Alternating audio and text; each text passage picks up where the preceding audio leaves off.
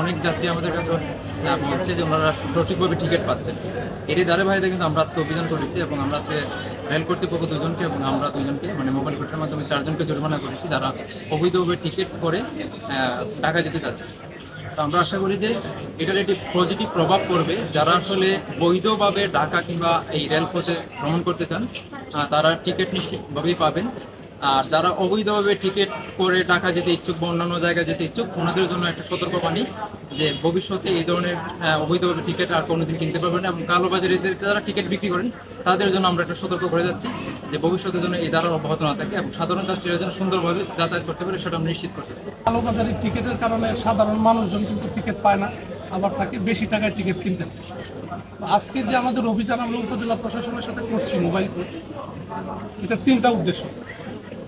যারা টিকিট কালোবাজারি করবে তাদেরকে আইনের আওতায় আনা, কালোবাজারি টিকিট যারা কিনবে তাদেরকেও জেল জরিমানা করা, এবং সর্বোপরি এই রেলওয়ের শৃঙ্খলা। তো আপনি যে কোশ্চেনটা করেছেন, আমাদের অভিযান নিয়মিতভাবে চলবে, কারণ সরকারি যে নির্দেশনা আছে এই নির্দেশনা পালনে র্যাব সবসময় বদ্ধপরিকর, এবং আমাদের ঊর্ধ্বতন কর্তৃপক্ষ যারা আছে তাদের নির্দেশনায় আমরা এই অভিযান অব্যাহত থাকবে।